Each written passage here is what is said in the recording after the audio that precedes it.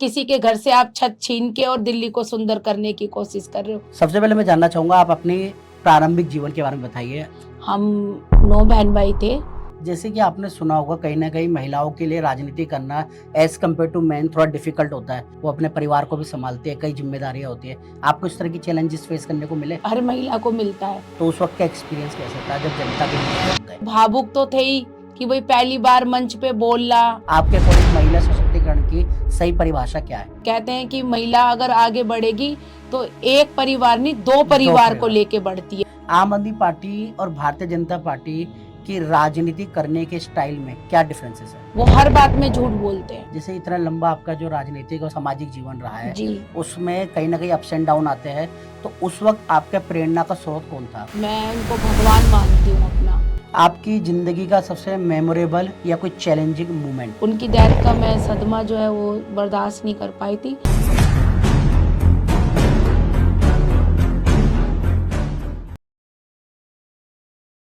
Hello, नमस्ते, अस्सलाम वालेकुम, सत श्री अकाल, ब्लैक एंड व्हाइट फैमिली। मैं हूं अंकित सिंह रावत, आपका अपना होस्ट और दोस्त। स्वागत करता हूं आपका अपने ब्लैक एंड व्हाइट शो में, जहां बातें होती है फेस टू फेस, जहां मिलते हैं हम ऐसी शख्सियतों से जिनकी कहानी न सिर्फ प्रेरणादायक होती है बल्कि आपके जीवन को बदलने का दम रखती है। आज हमारे बीच मौजूद है एक ऐसी ही शख्सियत जिन्होंने अपने आत्मविश्वास, साहस और संघर्ष से सफलता की ऊंचाइयों को छुआ है। तालियों की गड़गड़ाहट के साथ स्वागत करना चाहूंगा स्टैंडिंग कमेटी की सदस्य तथा सुंदर नगरी क्षेत्र की लोकप्रिय निगम पार्षदा श्री मोहिनी जेनवाल जी का। धन्यवाद मैम। सबसे पहले आपका वेलकम है, welcome to black and white show. जी जी जी। सबसे पहले मैं जानना चाहूँगा, आप अपनी प्रारंभिक जीवन के बारे में बताइए। आपका जीवन कैसे जिया, आपने कहते फैमिली बैकग्राउंड कैसा था? देखो, मैं मध्य वर्ग की जो फैमिली होती है मैं उस फैमिली से बिलोंग करती हूँ। और मेरे फादर गवर्नमेंट जॉब में थे। हम 9 बहन भाई थे। और लेकिन फादर ने परवरिश अच्छी करी, अच्छे से हम लोगों को रखा। और उसी दौरान हम लोगों की मेरी 19 साल की उम्र में मेरी शादी हुई। ओके। प्रारंभिक शिक्षा आपने कहाँ ग्रहण की, कितनी कक्षा तक आपने ग्रहण की, किस तरह के छात्र थे? मैंने 12वीं क्लास पहले पास की। फिर शादी के बाद बीए जो है मेरे हस्बैंड ने कराई मुझे। मैं सीबीएसई बोर्ड से पास आउट हूँ। और कॉलेज मैंने किया, बीए करी, बीए तक मैं पढ़ाई की है मैंने। ओके। जैसे कि आपने बताया कि आप मध्यम वर्गीय परिवार से बिलोंग जी करते जी हैं, जी। तो आपने जब राजनीति में सडनली कैसे आना हुआ और किस तरह का संघर्ष आपको झेलना पड़ा स्टार्टिंग फेज में? जी, असल में मेरी फैमिली में कोई राजनीति में नहीं था। मेरे हस्बैंड समाज सेवक थे, क्योंकि वो गवर्नमेंट जॉब में है लेकिन वो समाज सेवा करते हैं। तो शुरू में जब मुझे लाया गया तो मेरी फैमिली में तो कोई पॉलिटिकल था ही नहीं। जी। लेकिन जब मैं आई तो मैं कांग्रेस के जो अपना दल है उसमें शामिल हुई, उसकी महासचिव बनी ब्लॉक की। मैंने काम किया। मेरे जो कई लोग मेरे को मतलब पीछे से मुझे बैकग्राउंड मिली। एक संगठन है अखिल भारतीय युवजन समाज, सामाजिक संगठन है, जी। उसके सभी पदाधिकारियों ने मुझे काफ़ी सपोर्ट किया। और सपोर्ट करने का मुझे ये मिला कि मुझे दिल्ली के अंदर उन्होंने प्रदेश अध्यक्ष बनाया अपना सामाजिक संगठन ने। उससे एक मुझे प्लेटफार्म मिला, उस पर काम करने का मुझे मौका मिला, समाज की सेवा करने का मौका मिला। वो सारी मेरी गतिविधि देखकर कांग्रेस के जो हमारे ब्लॉक अध्यक्ष थे वो प्रभावित हुए। उन्होंने मुझे अपने साथ जोड़ा और जोड़ने के बाद उन्होंने मुझे अपना संगठन मंत्री बनाया। यहाँ से मैंने शुरुआत की थी। ओके। जैसे कि आपने सुना होगा, कहीं ना कहीं महिलाओं के लिए राजनीति करना एज कम्पेयर टू मैन थोड़ा डिफिकल्ट होता है। वो अपने परिवार को भी संभालते हैं, कई जिम्मेदारियां होती है। आपको इस तरह की चैलेंजेस फेस करने को मिले? नहीं नहीं, मेरे को देखो हर महिला को मिलता है जी। लेकिन मेरी फैमिली से मुझे बहुत ज़्यादा सपोर्ट मिला। ओके। मेरे हस्बैंड से, मेरे परिवार से मुझे बहुत ज़्यादा सपोर्ट मिला, जिसके कारण मैं आज इस मुकाम पे हूँ। महिला राजनेता होने के नाते कभी आपको लगा हो कि परिवार तो सपोर्टिव है लेकिन समाज कहीं ना कहीं भेदभाव या कमज़ोर समझता हो, इस तरह का situation in the starting phase हुई हो? देखो, शुरू में तो आपको पता है कि सभी लोग सोचते हैं कि महिला है तो महिला क्या कर पाएगी। जी जी। लेकिन हमने जो परिवार का सपोर्ट था, समाज का सपोर्ट था, उससे एक ऊर्जा सी मिली। और किसी को भी ये फील नहीं होने दिया कि हम एक महिला है तो उस काम को हम नहीं कर सकते। हमने उस काम को एक पुरुष से ज़्यादा अच्छी तरह करके निभाया। ओके। जब लोग इस तरह के कमेंट पास करते थे या अभी भी करते हैं, तो आप कैसा महसूस करते हैं और कैसा बाउंस बैक करते हैं? अगर हम आलोचक की परवाह करने लगे तो हम आगे जीवन को जी नहीं सकते। तो उनको तो हमें इग्नोर ईश्वर कर। भगवान ने दो कान दिए, एक से सुना एक से निकाल दिया। जी जी। ओके। जब पहली बार आपने चुनावी मैदान में उतरे तो उस वक्त का एक्सपीरियंस कैसा था जब जनता के बीच में आप गए? देखो, जनता के बीच में जब गए तो भावुक तो थे ही कि भाई पहली बार मंच पे बोलना, और एक अजीब अजीब सी फील अंदर से आ रही थी। लेकिन जब जनता को देखा ना, उनका प्यार मिला, तो उससे एक ऊर्जा मिली। जी। तो उस ऊर्जा से एक इतनी हिम्मत आई कि उस माइक पे बोलने का भी मतलब हिम्मत आ गई कि माइक पे हमें क्या बोलना है, जनता के लिए हमें क्या कैसे संदेश लोगों से देने कनेक्ट हैं, करना है। और कैसे उनको जनता के काम हम लोगों ने करने हैं। तो मतलब इतना ज़्यादा दिक्कत नहीं आई, और पब्लिक ने और सभी ने साथ दिया, समाज ने साथ दिया, तो एक ऊर्जा मिलती चली गई और हम मुकाम पे चलते चले गए। ओके। जैसे इतना लंबा आपका जो राजनीतिक और ये सामाजिक जीवन रहा है, जी। उसमें कहीं ना कहीं अप्स एंड डाउन आते हैं, तो उस वक्त आपका प्रेरणा का स्रोत कौन था? कोई एक व्यक्ति, या जब आप डाउन फील करते थे कैसे, क्या बोलते हैं, उस चीज़ को मोटिवेट नहीं, करते मेरे एक अंकल थे, एसपी चंदेल जी, थे? ओके। क्लास 1 अधिकारी थे वो। उन्होंने मुझे, आज वो इस संसार में नहीं है, लेकिन उन्होंने प्रेरणा दी मुझे, और मेरे हस्बैंड का भी मुझे बहुत बड़ा सपोर्ट मिला। और एक मैं कहना चाहूँगी, एक दीपक गोटी जी थे, वार्ड अध्यक्ष थे, उन्होंने भी मुझे काफ़ी सपोर्ट किया कि हिम्मत नहीं हारनी है और जीवन में आगे बढ़ते जाना है। एसपी चंदेल जी, आज मैं उनको भगवान मानती हूँ अपना, क्योंकि उन्होंने मुझे क्लास 1 अफसर खुद रोटी बनाकर अपनी जेब में 4 रोटियां रखकर, 2 मेरे लिए 2 अपने लिए, और मेरे साथ जाना, मुझे पब्लिक से, जो नेता होते थे हमारे, नेताओं के साथ बैठ के मुझे बात करवानी, मेरे लिए लड़ाइयाँ लड़नी, उन्होंने बहुत मेरे लिए किया। तो हर मुसीबत में उन्होंने मुझे, और मेरे हस्बैंड ने, मेरे परिवार ने मुझे संभाला। ओके। आपको कितना समय हो गया राजनीति में? मुझे कम से कम आप लगा सकते हो 2000 में मैं आई थी, 2001 के अंदर मैं आई थी राजनीति में। 24-25 साल। हाँ जी, 24-25 साल मुझे हो गए। मैं 2 बार असल में मेरी शुरुआत जो है कांग्रेस से हुई। कांग्रेस में मैं 2 कमीशन में रही, दिल्ली महिला आयोग और एक सफाई कर्मचारी आयोग के अंदर, मैं दोनों कमीशन में रही। उसके बाद मैंने 2015 के अंदर आम आदमी पार्टी ज्वाइन कर ली थी। ओके। जैसे कि आप जब 2001 में एज अ महिला जब पॉलिटिक्स में आए, और आज आपको क्या लगता है कि 24-25 साल बाद महिलाओं के लिए अब अवसर आसान है, या पॉलिटिकल पार्टियां क्या क्या एफर्ट डाल रही है उनको ज़्यादा से ज़्यादा राजनीति में देखो, हमारी पार्टी में, जिस पार्टी को अब रिप्रेजेंट बिलोंग कर रहे हैं? करती हूँ, जी। आम आदमी पार्टी, उसमें महिलाओं का बहुत सम्मान है। मैं खुद देखो एक दलित समाज से आती हूँ, उसके बाद भी मेरी आम आदमी पार्टी ने मुझे एक जनरल सीट पे टिकट देकर और लड़ाया। तो ये महिलाओं का सम्मान ही तो किया उन्होंने, जी एक जी दलित महिला का सम्मान जी, किया। पूरा ट्रस्ट दिखाया। हाँ, पूरा अपना जो भी उनका था कि भाई मोहिनी यहाँ जीत सकती है, तो पार्टी ने ये ना देख कर कि एक दलित है या जनरल सीट है, लेकिन मुझे टिकट दी और एक महिला का, दलित महिला का सम्मान किया उन्होंने। मैं उसके लिए अपनी पार्टी के तहे दिल से आभारी भी रहूँगी हमेशा। और मुझे चुनाव लड़वाया और पब्लिक का सहयोग मिला, मुझे मेरे क्षेत्र का सहयोग मिला, मैं जीत के भी आई और मैंने काम किया क्षेत्र के अंदर। ओके। जैसे कि आप पहले कांग्रेस में थे, अब आप आम आदमी पार्टी में है, आपने दोनों की विचारधारा और कार्यशैली को अंदर से देखा है, जी। तो आपको क्या लगता है कि दोनों में क्या क्या समानता है और क्या क्या असमानता है? नहीं, समानता देखो, मैं किसी दल की बुराई नहीं करूंगी, जी। लेकिन मैं आम आदमी पार्टी का, जो मेरा पार्टी है, उसके अंदर हमारी महिलाओं का काफ़ी अच्छा सम्मान है। वहाँ ये नहीं देखा जाता कि भाई ये एससी है या जर्नल है, जो काबिल है उसको priority दी उसको जाती है। उसको सम्मान मिलता है। जी। चाहे वो किसी भी समाज से आता हो, चाहे हिंदू हो, मुस्लिम हो, सिख हो, ईसाई हो, दलित हो, लेकिन हमारी पार्टी में जो व्यक्ति काबिल है उसको सम्मान दिया जाता है। ओके। जैसे कि आपने बोला आपने दिल्ली महिला आयोग में काम किया, जी जी। आपने किस किस तरह के स्टेप्स लिए टू एम्पावर वुमेन? देखो, दिल्ली वुमेन कमीशन में जब मैं थी, मेरे पास 400 से जो ऊपर केस थे, और जिस वक्त मैंने उसको छोड़ा, मेरा टर्म पूरा हुआ, तो मैं 410 केस अपना सॉल्व कर चुके थे? हाँ, कर चुकी थी, उनको क्लोज कर चुकी थी, और अच्छा रिस्पॉन्स रहा।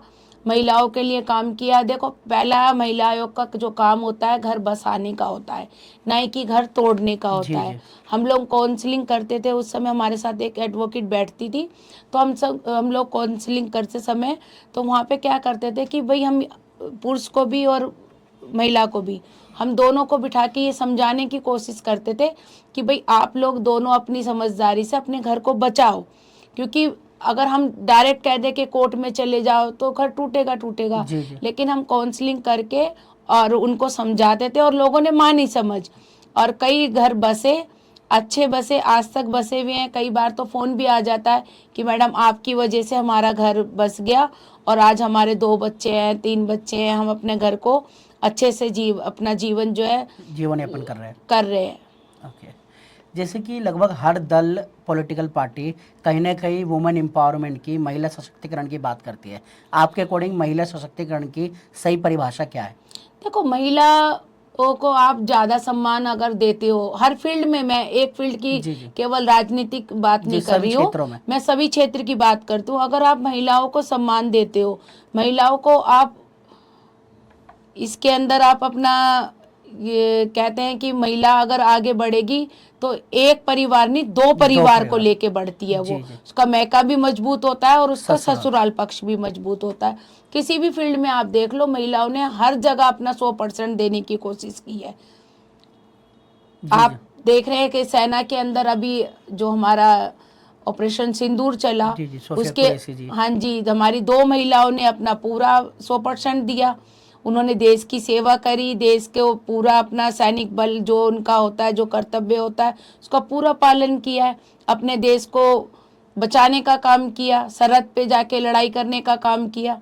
तो महिला किसी भी फील्ड में हो 100% देने का काम करती है, चाहे वो राजनीतिक फील्ड हो, चाहे सामाजिक फील्ड हो, चाहे रोजगार से संबंधित हो। आप देखोगे कई किसी भी मंत्रालय में अगर महिला लगी हुई है या कोई मंत्री हमारी महिला है, वो कोशिश करती है कि मेरा मंत्रालय सबसे अच्छा चले और सबसे आगे बढ़े। जी, जब अगर हम राजनीतिक दलों के इतिहास की बात करें तो शायद आम आदमी पार्टी इकलौती पार्टी होगी जिन्होंने इतने कम समय में इतनी सक्सेस हासिल की। जी, तो आपको क्या लगता है कि उनके पीछे, इतना सफल होने के पीछे क्या फॉर्मूला था? देखो, उनकी सच्चाई है। वो देश के अंदर आम आदमी पार्टी का गठन होना कि भाई हम लोगों को ये दिखाना है कि हम देश के लिए सेवा करने के लिए आए हैं।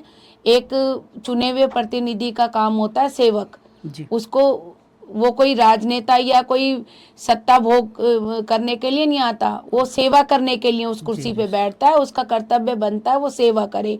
तो आम आदमी पार्टी ने ये दिखाया लोगों को करके कि हम सेवक हैं।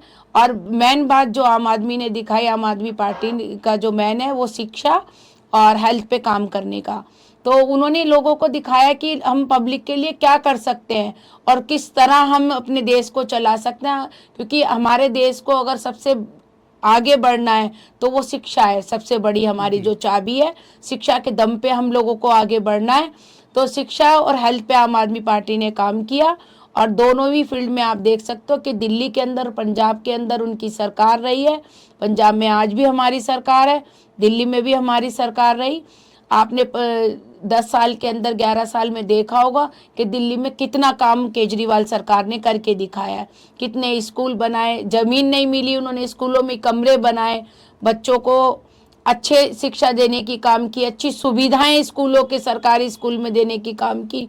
तो आम आदमी पार्टी का एक जो मेन लक्ष्य है वो यही है कि देश के अंदर शिक्षा और हेल्थ, ये दोनों चीज़ अगर अच्छी हो जाएंगी तो हमारे देश आगे बढ़ेगा। ओके, जैसे कि आप सुंदर नगरी के निगम पार्षद है, आपको जी। क्या लगता है कि सुंदर नगरी के मेन मुद्दे क्या है और आपकी प्राथमिकता क्या है? कितने हद तक आपने पूरा कर लिया और किन किन कामों पे आप लगे हुए हैं? देखो, सुंदर नगरी के अंदर हमारी जो छोटी छोटी समस्या है, अभी क्या है कि देखो हमारे पास, मेरे वार्ड में 50 पार्क है, लेकिन एनजीटी और कोर्ट का ऑर्डर ये है कि पार्कों के अंदर जो समरसीवर चलता है उसको नहीं चलाने दे रहे हैं। तो जब तुम पानी नहीं दोगे पौधों को तो पौधे कहाँ से होंगे? जी पानी मैन है, आपको पता ही है, पानी तो जीवन है हम जी लोगों जी, का भी और पेड़ हर पौधों का जीवित भी, हर जीवित शख्स के लिए। सबको चाहिए पानी। तो तो यही हमारी डिमांड है कि हमें सुविधाएं एमसीडी अगर देती है अच्छी, तो हम लोग अपने अपने वार्ड को 50 के 50 पार्क अगर हरे भरे हो जाएं, क्योंकि अभी आपने देखा होगा 3 साल पहले कोविड आया हिंदुस्तान के अंदर, तो हमें ऑक्सीजन की कमी पड़ी जी। लेकिन ऑक्सीजन हमें कहाँ से मिलती है? पेड़ों से। अगर हम पेड़ नहीं बचाएंगे, पर्यावरण को नहीं, आज मैं पर्यावरण दिवस भी है, आप सबको बधाई भी देती हूँ, तो पर्यावरण को नहीं बचाएंगे हम लोग तो किस तरह हम आगे अपने जो हमारे आने वाली पीढ़ियाँ है उसको क्या सौगात देंगे हम? क्योंकि हमें मेन है कि पर्यावरण को बचाना है, और पर्यावरण को बचाने के लिए हमें पेड़ों को जो उनकी देख रेख है बहुत अच्छे से करनी चाहिए। तो मेरा यही है कि मैं चाहती हूँ मेरा वार्ड हरा भरा सुंदर वार्ड रहे, साफ सफाई से सुंदर रहे, हम लोगों को भी, क्योंकि जितना हमसे होता है हम करते हैं।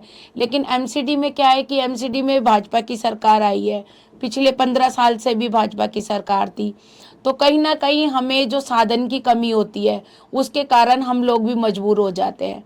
तो साधन अगर हमें अच्छी मिले, सुख सुविधा के साथ, तो हम अपने वार्डों को बहुत अच्छे से काम करवा सकते हैं और बहुत सुंदर बना सकते हैं क्षेत्र को। ओके। अभी एमसीडी की स्टैंडिंग कमेटी में आपका क्या रोल है, और कोई ऐसी सिचुएशन आई कि जहाँ पे आपको लिए डिसीजन लेना बहुत चैलेंजिंग था? अभी हमें असल में कमेटी बनी नहीं है, लेकिन हम लोग, मैं वहाँ चुन के गई हूँ। जैसी कमेटी बनती है मेरा पहला रोल रहेगा कि दिल्ली की जो समस्याएं उनको उठाना स्टैंडिंग कमेटी में, क्योंकि स्टैंडिंग कमेटी एमसीडी की सबसे बड़ी कमेटी होती है, उसी से बजट पास होता है। तो जो बजट है वो अच्छे कामों के लिए लगे, बच्चों के स्कूलों के अंदर लगे, हेल्थ के लिए लगे, उनकी क्षेत्र में साफ सफाई के लिए लगे, तो उन कामों पे हम लोग इस पे चर्चा भी करेंगे स्टैंडिंग में, और कोशिश भी ये करेंगे कि स्टैंडिंग कमेटी उसी जिस तरह बनाई गई है जिस पर्पस से, वो पर्पस पूरा होना चाहिए। आम आदमी पार्टी और भारतीय जनता पार्टी की राजनीति करने के स्टाइल में क्या डिफरेंसेस है? देखो, जो भाजपा की राजनीति है वो झूठ पे टिकी हुई है। वो हर बात में झूठ बोलते हैं।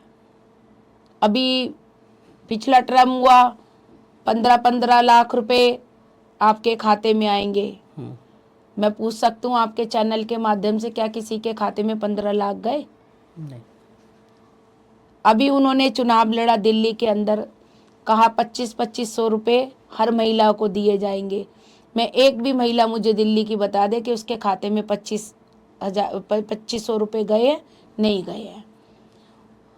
उन्होंने जो भी वादे किए वो झूठे किए हैं, झूठ की राजनीति पे वो टिकते हैं। अभी आपने देखा ऑपरेशन सिंदूर हुआ, मैं अपने सैनिकों को सलाम करती हूँ, उनको सलूट करती हूँ कि उन्होंने बड़ी ईमानदारी से अपना फर्ज निभाया और सरहद के ऊपर जाके पाकिस्तान को मुंह तोड़ जवाब दिया।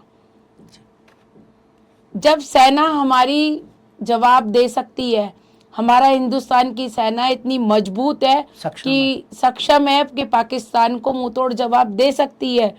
जैसे ही सेना जवाब दे रही है, उसका बल बढ़ा हुआ है सेना का, वो जवाब देने लायक है, और वो पीओके को अपने हिंदुस्तान के अंदर मिलाने के लिए तैयार थी, पाकिस्तान को ख़त्म करने के चक्कर में थी, और पूरे बल और दल के साथ वो लगी हुई थी सेना हमारी। उसी समय उनको सीज फायर का ऑर्डर मिल गया।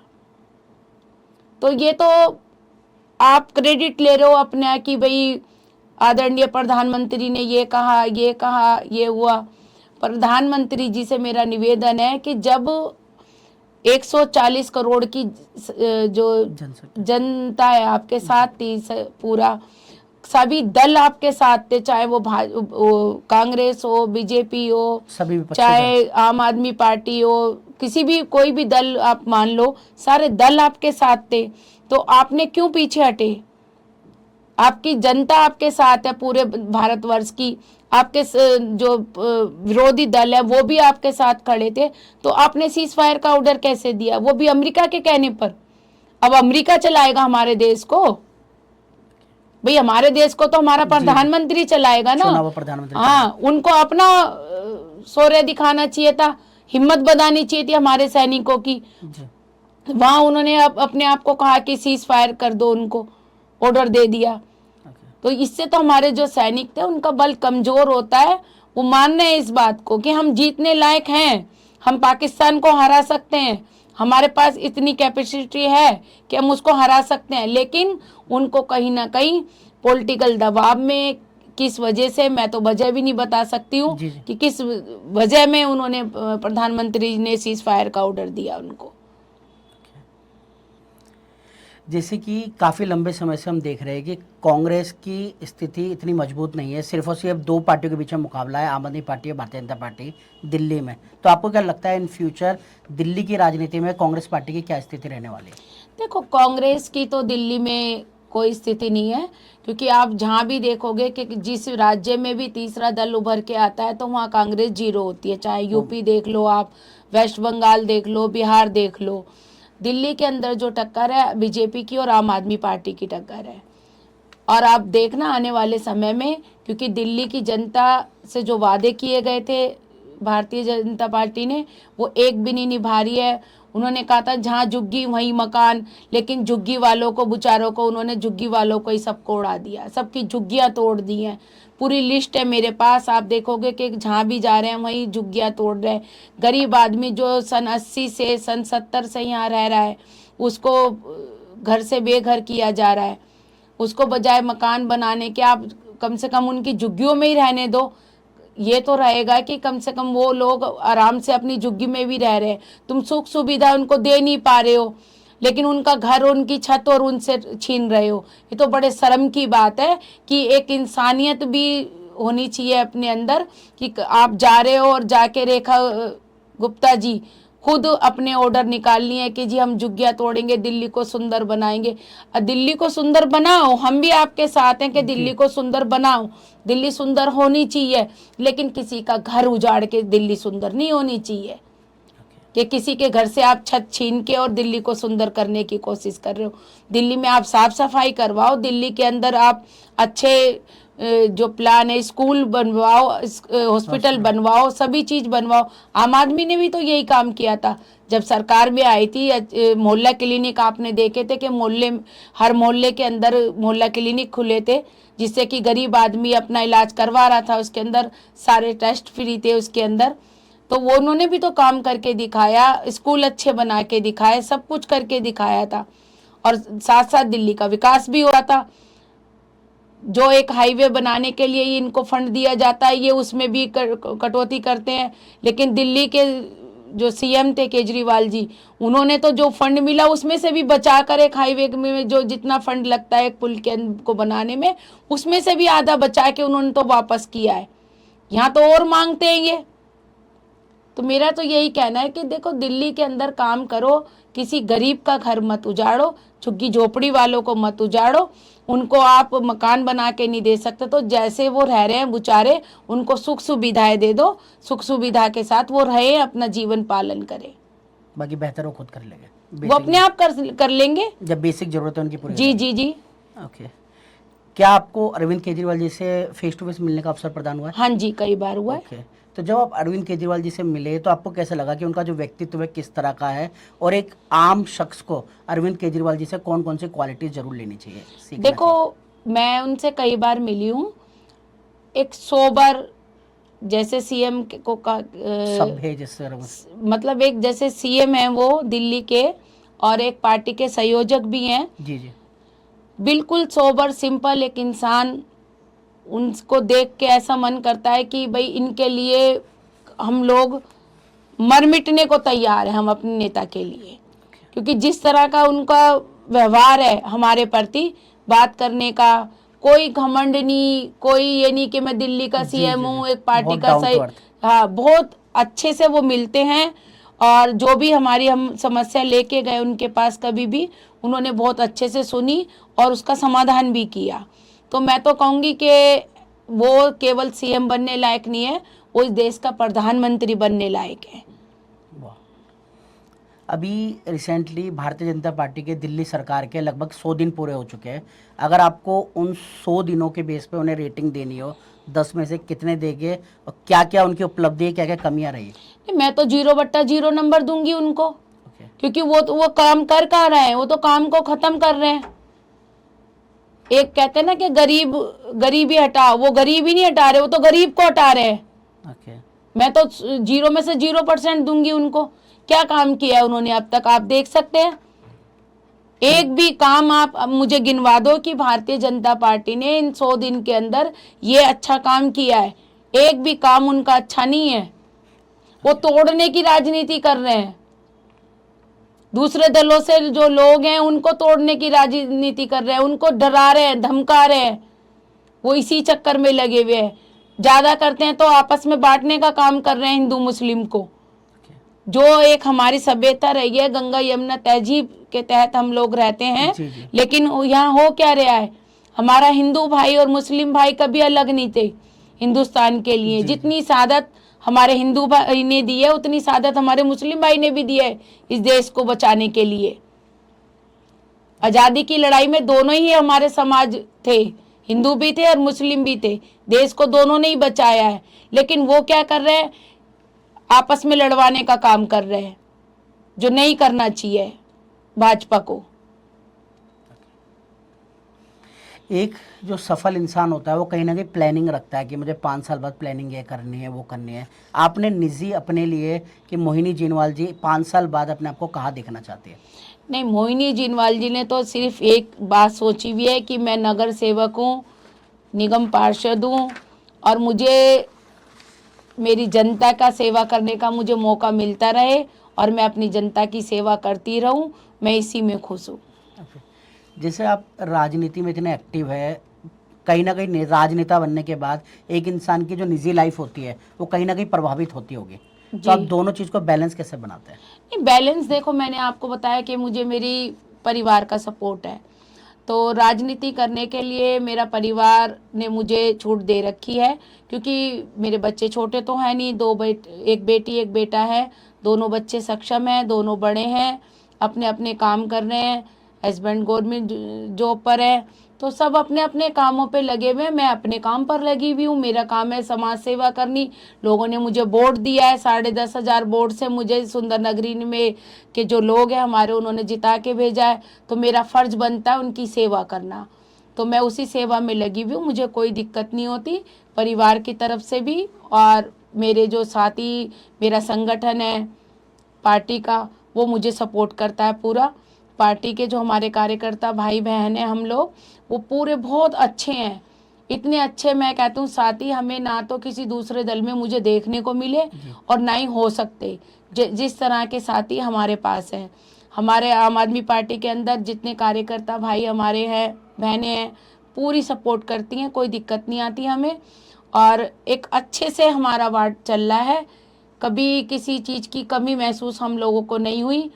बस कमी महसूस होती है तो एमसीडी से ये महसूस होती है कि हमें संसाधन पूरे मिले। संसाधन मिले तो हम लोग ज़्यादा मदद कर सके लोगों की, उनकी हेल्प कर सके, क्षेत्र में अच्छा काम कर सके, क्षेत्र को सुंदर बना सके। ये कर सकते हैं हम लोग, और कर भी रहे। हम तो कम संसाधन में भी अपना काम कर रहे हैं जी, जितना हो सकता है। लेकिन मैं ये हूँ कि अगर संसाधन अच्छा बढ़ जाएगा तो और भी। लेकिन हमारे सारे लोग जितने भी हैं हमें सपोर्ट करते हैं। क्षेत्र में भी जो हमारी पार्टी के लोग हैं वो भी सपोर्ट हैं, और क्षेत्र की जो आम जनता है वो भी सपोर्ट करती है। तो मैं तो उनका धन्यवाद ही करना चाहूँगी कि इतने अच्छे लोग, मुझे इतने अच्छा वार्ड मिला हुआ है। जो दर्शक इस वक्त आपको देख रहे हैं, स्पेशली युवा और विशेषकर महिलाएं, लड़कियां जो राजनीति में आना चाहती है, आपका उनके लिए क्या संदेश होगा? देखो, मैं अपने सभी दर्शकों को नमस्कार करती हूँ। उनसे एक निवेदन जरूर करूँगी कि आप राजनीति में आएँ, विश्वास के साथ आएँ, और युवा पीढ़ी जो है वो भी एक विश्वास के साथ आए। और राजनीति कोई खराब चीज़ नहीं, एक सेवा करने का एक आपको मौका मिलेगा। यहाँ अच्छे से आप सेवा करोगे, काम करोगे, तो आप बहुत आगे बढ़ोगे। ओके। आपकी ज़िंदगी का सबसे मेमोरेबल या कोई चैलेंजिंग मोमेंट कौन सा रहा है, चाहे पर्सनल हो चाहे प्रोफेशनल? देखो, पर्सनल आया मेरे जीवन में एक चैलेंज, मैं उभर नहीं पाई थी अपने फादर की डेथ से। मेरे फादर की 55 साल की उम्र में डेथ हो गई थी। तो उस दौरान, क्योंकि मैं बहुत ज़्यादा अपने पापा की लाडली बिटिया थी, तो और वो हर शनिवार को मेरे ससुराल आना, मेरे साथ बैठना, खाना खाना, बात करना, तो पापा का कुछ ज़्यादा ही मेरे से था। अति का प्यार जिसे कहते हैं वो पापा का था मुझसे। ओके। तो उनके बाद मुझे मेरे हस्बैंड ने संभाला, क्योंकि 6 महीने तक मेरी जो स्थिति थी वो ख़राब हुई शारीरिक रूप से। मैं बीमार पड़ी। उस दौरान मुझे मेरे बच्चों ने, मेरे हस्बैंड ने मुझे बहुत उससे रखा और बहुत अच्छे से संभाल के। वो बहुत पीरियड केयर। मेरे लिए बहुत चैलेंज भरा था, क्योंकि मैं अपने आप को टूट चुकी थी अंदर से। Mentally emotionally. हाँ जी, एक जैसे बेटी होती है, जी जी जी। और बेटी को भी मैं कहती हूँ कि ईश्वर मेरे जैसे माता पिता सबको दे। उन्होंने अति का प्यार किया था पापा ने बहुत ज़्यादा किया। तो उनकी डेथ का मैं सदमा जो है वो बर्दाश्त नहीं कर पाई थी, लेकिन मेरे हस्बैंड, मेरी फैमिली ने मुझे संभाला। बहुत बढ़िया। जो हमारा नेक्स्ट सेगमेंट है वो रैपिड फायर सेगमेंट है, जिसमें जो भी मैं वर्ड बोलूँगा उससे रिलेटेड आपके दिमाग में जो भी कोई एक दो वर्ड या शॉर्ट में आंसर आए, सिर्फ आपको वो चीज़ बोलनी है। ठीक। केजरीवाल जी। केजरीवाल जी बहुत अच्छे इंसान हैं। मोदी जी। मोदी जी को मैं बुरा तो नहीं कहूँगी, तो अच्छा भी नहीं कहूँगी। राहुल गांधी जी। राहुल गांधी जी एक अपने मिशन पे लगे हुए हैं, लेकिन उनको कामयाबी मिल नहीं रही है। महिला सशक्तिकरण। महिलाओं के लिए तो मैं चाहूँगी कि महिलाओं को हर फील्ड में हिस्सेदारी होनी चाहिए उनकी, चाहे राजनीतिक फील्ड हो या सामाजिक फील्ड हो, चाहे रोजगार का हो, महिलाओं को हिस्सेदारी अवसर मिलनी दिए चाहिए। जाए। दिल्ली की सबसे बड़ी समस्या। दिल्ली की सबसे बड़ी समस्या है कि दिल्ली को, एक तो साफ सफाई है दिल्ली की समस्या, एक दिल्ली के अंदर अच्छी शिक्षा और अच्छा जो हेल्थ सिस्टम है वो अच्छा स्वास्थ्य। होना चाहिए। आपकी सबसे बड़ी ताकत। आम आदमी पार्टी की सबसे बड़ी ताकत। आम आदमी हाँ पार्टी की जी। जनता। बीजेपी की सबसे बड़ी कमजोरी। बीजेपी की सबसे बड़ी कमजोरी है कि वो जो है ना, राजनीति करती है सभी के ऊपर, जनता के ऊपर। जनता जो गरीब जनता है उससे राजनीति करती है। लेकिन एक चीज़ बीजेपी की सबसे बड़ी कमजोरी है कि वो विकास के ऊपर वोट नहीं मांगती, विकास के ऊपर काम नहीं करती, रोजगार के ऊपर बात नहीं करती है। अपने जो नई पीढ़ी है उसके लिए कोई रोजगार नहीं ढूंढ रही है। तो बीजेपी की सबसे बड़ी कमजोरी है कि बेरोजगार बच्चे फिर रहे हैं हमारे देश के अंदर। हमारे जो लोग हैं वो गरीबी जो है हमारी जो है वो ज़्यादा हो गई है। जी। और देश के अंदर जो मानवता होनी चाहिए, जो एक आपसी भाईचारा। आपसी भाईचारा हमारा होना चाहिए, वो नहीं हो पा रहा बीजेपी के राज में। ओके। राजनेता के लिए सबसे जरूरी गुण। राजनेता के लिए सबसे जरूरी गुण है एक तो उसकी शालीनता। पेशेंस होना चाहिए। हाँ, उसके अंदर शालीनता होनी चाहिए। और कम से कम वो अपने कोई भी दल उसको अगर बनाता है, चाहे वो पार्षद बने या एमएलए बने या एमपी बने, तो उसको जनता से जुड़ा रहना चाहिए। ओके। आपके लिए सफलता का मतलब क्या है। मेरे लिए सफलता का मतलब ये नहीं कि हम चुनाव लड़ गए और जीत गए। मेन काम है कि हम चुनाव लड़े और जीते, और जीतने के बाद हमें जब तक हम जनता का की कसौटियों पे खड़े नहीं उतरते तब तक हम सफल नहीं है। जो वादे किए उन्हें पूरा करना चाहिए हमें। ओके। जैसे कि मुझे पता है आप कई सारे सामाजिक कार्यों में भी एक्टिवेट है। आपको अभी कौन कौन से सामाजिक संस्थानों से या क्या क्या सामाजिक कार्य आप समाज के लिए कर रहे हैं। बहुत सी एनजीओ मेरे यहाँ चलती है। एक हमारे यहाँ ये ब्लैक एंड वाइट जो फैमिली है, ये भी बहुत अच्छा काम कर रही है। इतना अच्छा काम कर रही है कि मैं बता नहीं सकती आपको। वो हर फील्ड में जाती है, लोगों की समस्याओं को भी सुन रहे हैं वो लोग। धार्मिक को, अभी मैं उनके एक रामलीला उन्होंने कराई थी उसमें भी शामिल हुई थी। उनके हर सामाजिक काम में मैं शामिल होती हूँ। और चेतनालय एक एनजीओ है, वो भी अच्छा काम कर रही है।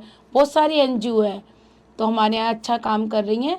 लेकिन सबसे अच्छा ये ब्लैक एंड वाइट है, ये हाँ, ये बहुत अच्छा काम कर रही है। मैं दिल की गहराइयों से इनका धन्यवाद करती हूँ और कोशिश करती हूँ और उनसे निवेदन भी करती हूँ कि क्षेत्र के अंदर अपना जो काम है, अपना जो उनका रोल है वो करते रहें, क्योंकि कहीं ना कहीं हमें भी उनसे बल मिलता है।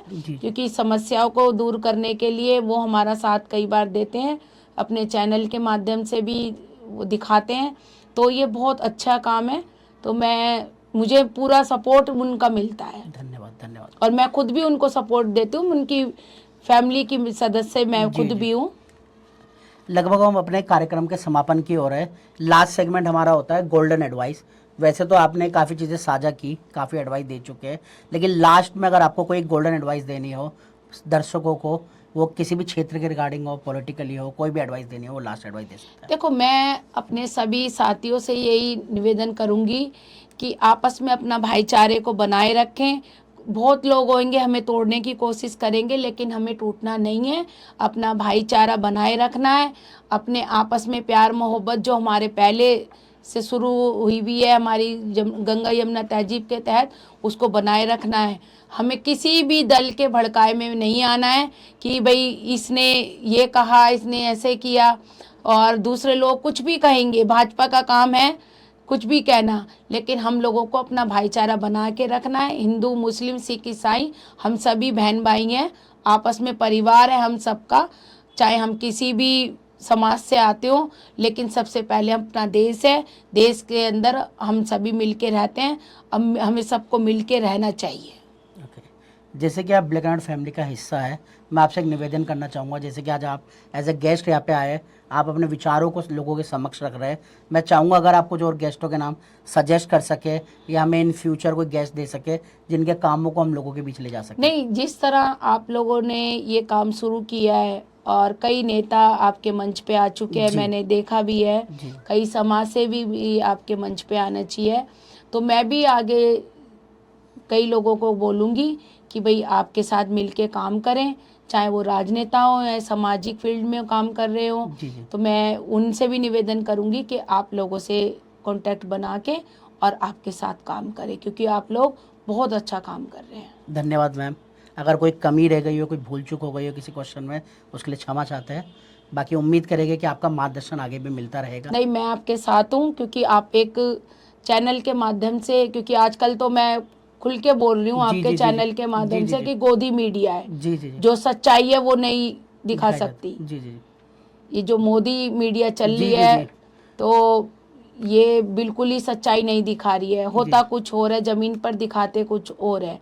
तो लेकिन मैं आपसे ये निवेदन कर रही हूँ कि आप सच्चाई दिखाना अपने जी चैनल जी के माध्यम से, जो लोग जनता तक पहुँचे आपकी सच्चाई, और लोग जागरूक हो, आपका चैनल का नाम हो, आपके चैनल को सभी देखना पसंद करें। क्योंकि आजकल लोग कई बार टीवी देखना नहीं पसंद कर रहे सही हैं, बात। रिमोट से टीवी को बंद कर देते हैं जब भी समाचार आते हैं। कई चैनल का मैं नाम नहीं लेना जी चाहूँगी, जी जी उनको तो बिल्कुल देखना पसंद नहीं कर रहे, जी जी जी। क्योंकि वो हमेशा झूठी दिखा रहे हैं। तो मैं ऐसा चाहूँगी कि मेरी शुभकामना आपके साथ है, और आप सच्चाई दिखाना, चाहे किसी भी दल की हो, लेकिन सच्चाई जनता के सामने पहुंचना आनी चाहिए। जरूरी है। जी जी, धन्यवाद। बाकी आज के एपिसोड के लिए इतना ही। बाकी मोहिनी जिनवाल जी ने अपनी ज़िंदगी के संघर्षों को आपके साथ साझा किया। उन्होंने आपके साथ कई सारे एक्सपीरियंस शेयर किए, आपको कई सारी सीख दी, और उम्मीद करूंगा कि आपको इसको सिर्फ और सिर्फ एक पॉडकास्ट के नज़रिए से नहीं देखेंगे, बल्कि इन चीज़ों को अपनी ज़िंदगी में उतारेंगे और एक बेहतर शख्स बनेंगे। और मैम ने जो बात बोली कि हम आपस में लोगों से बटेंगे नहीं, देश में एक एकता बनाए रखेंगे, आपसी भाईचारा बना रखेंगे। उम्मीद करूंगा इन चीज़ों को आप फॉलो करेंगे। बहुत जल्द मिलते हैं एक और पावरफुल और इंटरेस्टिंग शख्स के साथ, नई प्रेरणादायक कहानी के साथ। तब तक के लिए love you all, respect you all. धन्यवाद।